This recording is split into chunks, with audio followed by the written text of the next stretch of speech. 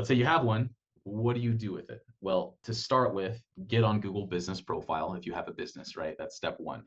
Then once you have that, you want to make sure your name, address, and phone number are consistent across the board. You want them to be exactly the same.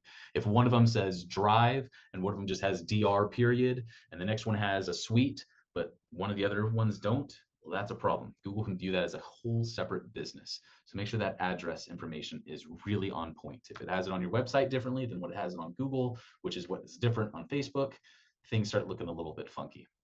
So you start with Google, and by the way, all of these things can be done within a day, and it takes a couple of days to get verified. So I recommend starting with Google Business Profile, get verified with that mailing address. You get a mailer that'll come in or a postcard.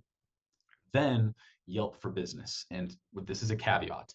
I do not recommend putting your credit card information on any of these platforms. You do not advertise on any of these platforms. Yelp being the main one that I recommend not doing any advertisements with, even for restaurants that seem to get a lot of hits.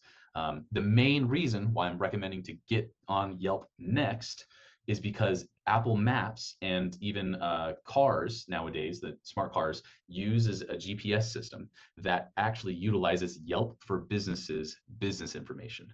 So if you're on Google, but you're not on Yelp, then you're not really on Apple Maps.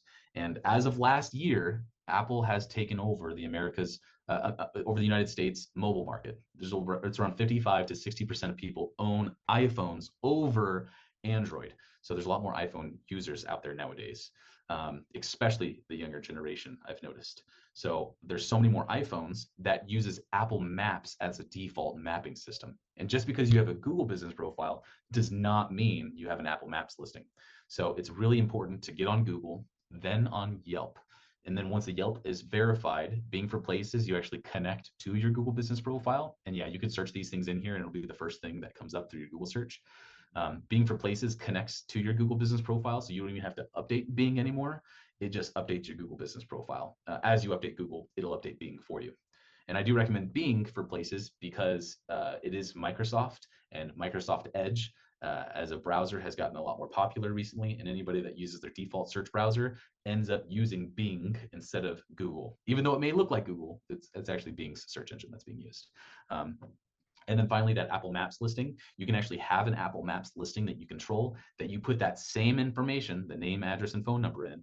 And you can own this listing as well, but you have to have an iCloud account, just like you have to have a Gmail account for a lot of things, all these Google products. You have to actually have an iCloud account.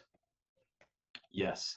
I saw your question, Mindy. We can access the checklist. This presentation, a lot of the resources and some more things will be shared to you guys after the webinar as well.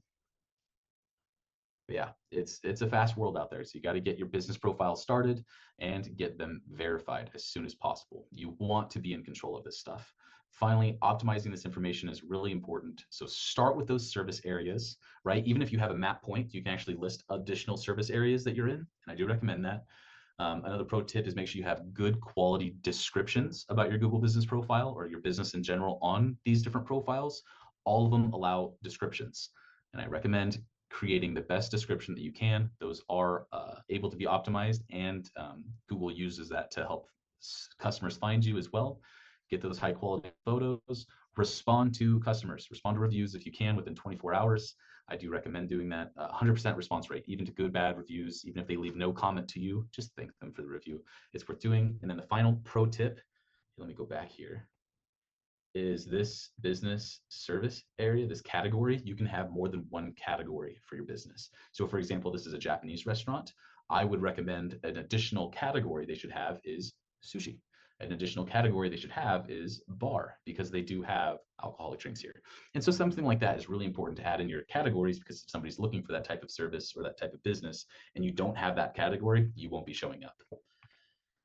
All right, so we covered a lot. Google products are really important though. Those are the business categories. There's a ton of Google products in general that are free to use that all businesses should be utilizing for free. You do not need any credit card information or anything like that to use these services. So you've got the Google Maps, right? That's the Google business profile. That's how you show up on Google Search and Google Maps. Google Analytics, if you've never heard of it before, you can actually connect it to websites. This is really just how you show up online. Google will tell you how people are finding you online, what search queries they're using, and so much more. You have Google Search Console. And by the way, again, you can type all of these things into Google and it'll take you directly to the places that we're talking about. And Google Search Console is not Google Analytics. It's not your own website. It's a place that you can actually monitor your own web presence through Google Search. And it'll let you know, hey, how you're doing performancing. Is your website even indexed? Are there indexing issues? Tons of different optimization possibilities and opportunities through the Google Search Console, just getting it up there. And it's free to do. Google will tell you, hey, your website's not looking good, something's wrong, for free. So I do recommend doing that. And then the fourth one here for free wise is Google Trends. If you have never utilized this before, I highly recommend you trying it today. Just type in Google Trends and you can literally see what's trending on Google. You kind of see that sometimes if you've ever been on X or Twitter, there's that like top right-hand side, it'll show you or what's trending. Same with LinkedIn, same situation. Now these are the free Google products that I recommend all businesses utilize. These are the paid versions. Well, not paid versions of this, but paid Google products that I recommend utilizing from the business's side. You've got the Google Shop or the Google Display Network. This is if you actually have products to sell online. People that use Google Lens, which is like if you take a photo of something and you're trying to search for it, it'll actually utilize all of the photos within the shopping network. So it's highly valuable if you own products or sell products online to be on the shopping side. You've got the Google Merchant Center, so it's the same thing, but it's all about display ads, and it's basically the whole network of websites that you can get onto. There's Google Local Service Ads. This is a fairly new thing, but for like plumbers or electricians or a service-based business, you can actually have an ad that's not in that same ad pack that you normally see. It's literally called Google Local Service Ads. And the whole purpose of that, even from the consumer's point of view, is that Google will pay for anything if it goes wrong. So there's a Google guarantee that if the service gets messed up and the service provider screws up your house or something really goes wrong, well, Google will actually pay you back any funds that you put out for the job. So the Google Local Services ads are something fairly new. And then, of course, the Google AdWords. I believe it used to be called Google AdWords, and now it's just called Google Ads. So really, it's just a platform for managing paid advertising. If you want your Google Maps listing to be boosted, that's where you actually go, is the Google Ads network, not necessarily the Google Business Profile. So we're going to be switching gears over to web accessibility. So if you have any questions about Google products or Google in general, I've got the shirt to prove it. I'm a Growth Google partner, so I've been doing this stuff for a while. Feel free to type them in the chat, but we're going to move on to web accessibility because we're running out of time here. So web accessibility, and this is so much more than just making things accessible for robots, but really for people. The goal here is really to make it so that both people and robots, and specifically people with disabilities, can access your website and all the information that you have online. And accessibility isn't just like a feature that you have, it's really a necessity. So how accessible is your website can determine sometimes how many views your website itself is getting. And imagine losing 70% of your audience just with one bad design choice, not including that alt text, not including that inclusivity that makes it, so that all consumers can actually view, edit, or not edit, but view and interact with your information online. So just some quick statistics, 15% of the world's population experience some form of disability. And this isn't just like, hey, I'm in a wheelchair. This could be blindness. This could be colorblindness. That's actually what I'm, if you will, disabled with, but that's just a cosmetic disability. It's just colorblindness. And so sometimes colors change depending on the person. Now, how you feel is not really determined by colorblindness or whatever else, but all of these different factors come into play. Is that just because you may see something the way that it is, doesn't mean everybody else does. And web accessibility can really help the world see it exactly how you want it to be seen. Not only is there inclusivity part of it, but it does help with SEO or search engine optimization. It really improves the website's ranking in general. And then, of course, if you have anything with medical supplies or anything dealing with government agencies or anything, there's a huge legal compliance. And your website might not be in ADA compliance, but making sure that it is a high importance. And before I jump too much into it, I'm going to copy and paste this into chat. If your preferred browser is a Chrome, you can see up here I have all of these Chrome extensions. In the chat, I entered in a Chrome extension. This Chrome extension is called Wave Evaluation Tool. If you have a website, your friend has a website, you just know of a website that you interact with, I recommend turning this extension on when you have a chance. It doesn't have to be now, but I encourage you to play around with it. Go there, download this, install it into your Chrome browser, and try this out. You'd be surprised about how many details are on a website that you don't really see. Something that, like us as people, when we see a website, there's so much more information than just what's there, like website descriptions, image descriptions, image alt text, all of these different things. This extension will show you what those alt texts are for each image. Even graphs, like all of these different things. So this is really worthwhile looking into. It can get a little bit complicated. I promise it's not that hard though once you really look into it. In general, though, there's some universal design elements and features that everybody could take advantage of. It can help those with or without disabilities just better comprehend the digital content that's on a web page. So there's so many different ways that you can do this, but it all depends on what your website was built with, like the platform that you use to do it. Is it WordPress? Is it Shopify? All of these different things kind of matter how you edit the information, or what your content management system is, or your CMS. That determines how you go to edit that information. But in reality, how people comprehend that information is all the same. You want to make sure that each image has a description, alt text, the color contrast is there, the design techniques, so the colors aren't too messed up, formatting looks good.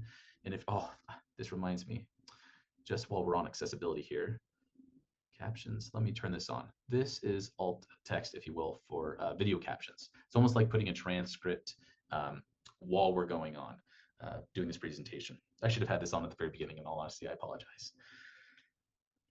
But diving in a little bit more into this, when you add an image to your website, you really have two distinct ways for visitors to actually understand what it is. The first one is that alt text, and that's what computerized robots usually read, and or people that are using screen readers. That's what they actually use is a screen reader to tell what the image is. So if they can't see the image itself, they can get the image description read off to them. So if, for those who do not know, alt text is abbreviation for alternative text. It's sort of like a behind the scenes label for an image on a website. It can't really be seen on the web page, but if you use that Chrome extension, it'll actually show you what the alt text of that image is. So really it's just for visually impaired people using a screen reader to hear the image description and have it read out loud to them. So it sounds confusing, I know, but the alt text is not just the description of what is in the image, but what the image is, like why the image is there. So the alt text really helps people and search engines properly categorize the content of a website. I've seen alt text that just says decorative image or banner image, just to show someone, hey, this is just an image that's just the banner for the site. It'd be a little bit better if you're a little bit more descriptive, but that's the alternative text. It doesn't have anything, it doesn't have to be anything super fancy, but you're going to want to make sure that every image does have alternative text within it. This is also helpful when you're writing things for SEO, and plus the descriptions themselves, right? The alt text is not shown online, but the description of the image itself is online, and that is visible. So alt text is different than the image description because the description itself is usually visible. Sorry, take a quick break here. Yeah, without that alternative text description, though, a screen reader will completely miss an image altogether. It'll basically act like the website doesn't even have an image there. So it's definitely worthwhile doing. If you've ever scanned online articles or have ever read a blog, you see things like headlines and subheads. For example, like articles or instruction books will have all this information. Really, it just makes it easier for you to see. So for example, you have the title, header 1, heading 2, heading 3, heading 4. It goes in this order. You don't want to just change the size of the text. Oh, I want this text larger, so I'm going to make it a bunch of H1s or heading 1s. You don't really want to do that. You want to have it kind of in a chronological order that makes sense, but you can have multiple H2s or multiple H3s or headings. So like the title of my blog is this. This is the first paragraph, right? And then it could be like third paragraph, fourth paragraph, fifth paragraph, could be all headers, 2s, and 3s. And then the last, like the outro could be a header 4. So keep it in this chronological order, but don't just size up your text to be all H1s or H2s just to make the text bigger. These are just some design things to really think about. This specific thing is a Google Doc. If you've never seen it, I highly recommend checking them out and playing around with them. But because of having it in this order, the assistive technology that's out there will actually read it in that order as well. Yeah. WebAIM, which is a web accessibility website, they surveyed screen readers users in 2019, and nearly 70% of the people polled said that they negatively view websites just because it is so hard to access most of the internet in general. Most of the time, the heading and title is there, but most of the blog or the information in general is incorrect or messed up. So, really correctly implementing these things like headings correctly can make a significant difference for the users. Um, Interaction with your website, and especially for those with disabilities. All right, more best practices. Just really start with the basics. If you've never played with accessibility, sometimes it's worth seeking out professional help if you need it, but it's not all something that's done in a day. You want to really ongoingly implement this stuff in all of your life. So not just, I say life, but really online information. Even if you have a store in person, making space accessible to people with disabilities, it goes a long way. And sometimes it's that small difference that makes the difference for consumers when they visit you in person too. Somebody said in chat, so can I have 3 H2s with the same font size? Yes. I would recommend probably doing like 1 H1 for the first top title, and then 2 H2s, and then the third one being an H3, and then you can increase the size of the text of the H3 to match the H2s. Hopefully that makes sense. But you can actually change the sizing of the text without making an H2, 3, or 4. You could just say, hey, this text is this text size. And it all depends on the actual CMS or the content management system, like the website that you actually use to edit your content. That determines what it looks like as well. But yeah, seek professional help if you need. One place that you can always consult as well is AI.